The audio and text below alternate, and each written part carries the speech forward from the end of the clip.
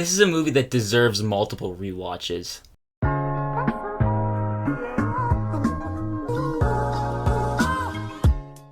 Spider-Man Across the Spider-Verse once again stars Shameik Moore, Hailee Steinfeld, and Jake Johnson. And in this movie, Miles Morales is catapulted across the multiverse where he encounters a team of spider people charged with protecting its very existence. When the heroes clash on how to handle a new threat, Miles must redefine what it means to be a hero. Now, I was very much so looking forward to this movie, as like many of you, Spider-Man Into the Spider-Verse, this movie's predecessor, was a big surprise. I didn't expect to enjoy it as much as I did. I just don't think it's a great movie. I think it's a really good movie, which I know is a bit of a hot take. The story didn't really do much for me, so I was hoping that this movie would have a bit of a better story, get me a bit more hooked early on, and I can't quite say that this movie is better or also has a better story, but I do think it is still a really good sequel. But before I get more into my in-depth thoughts on this movie, make sure to hit that like and subscribe button if you enjoy the rest of it, and comment down below what are your thoughts or expectations for Spider-Man Across the Spider-Verse.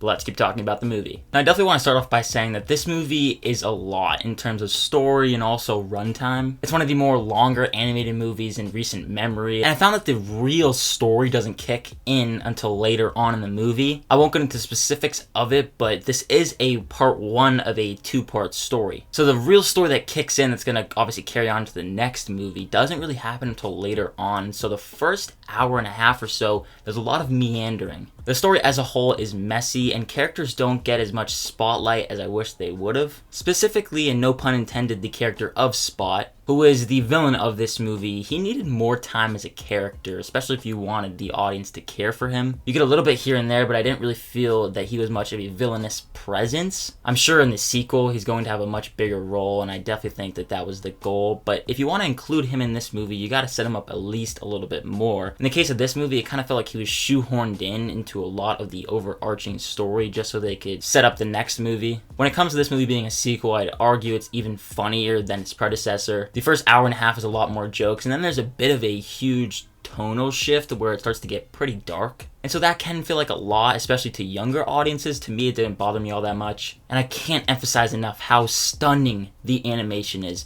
Plenty of people have said it by now, but there are some frames in this movie. Honestly, all of the shots in this movie can be framed on a wall in a museum. They are pieces of art in and of itself within every single shot. And especially if you're a comic book fan, you're going to be feasting on what this movie has to offer. Yes, the animation is to die for, but also the cameos and just the amount of spider people in this movie is so much fun to just point out. There's a lot of interesting Easter eggs for true fans of the characters and just comic books in general, like I said, that'll pick up on. And I'd specifically recommend, without getting into spoilers, if you haven't seen Spider-Man Homecoming, that has a specific part that plays into this movie that you might not pick up on if you haven't seen that movie, so I'd recommend watching that movie and paying close attention to the characters that show up. The voice cast as well is stellar. Of course, you have Shameik Moore, Hailee Steinfeld. We also have the additions of people like Oscar Isaac, Daniel Kaluuya. There's so many great voice performances, and they really add a lot to the story, of course, in the movie. And the soundtrack is great. I would definitely want to re-listen to a lot of the songs that are featured in this movie to decide if I even like it more than the Into the Spider-Verse soundtrack. I also like really seeing and getting to know these new characters as well. Probably my favorites were Spider-Punk and Spider-Man 2099. I'm excited to see what they have to offer in the next movie, and that's really my consensus on this movie. I'm really excited to see what the next movie has to offer, because this is a pretty flawed movie. I would not go to say that it's one of the best animated movies of all time,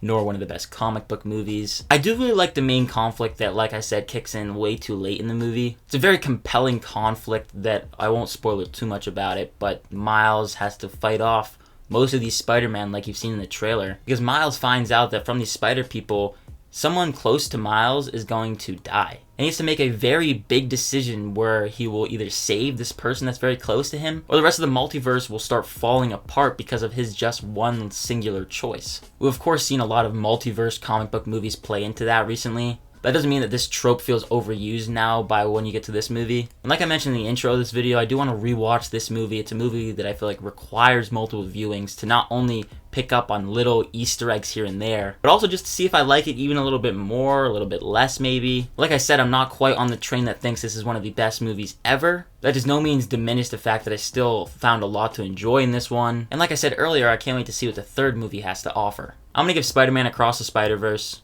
a B.